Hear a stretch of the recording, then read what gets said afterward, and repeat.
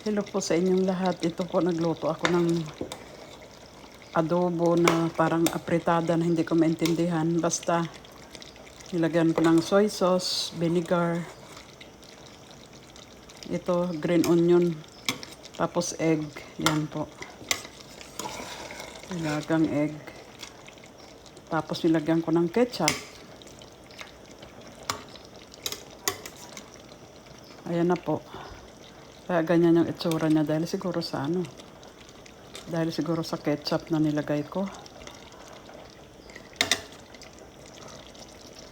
Yan po.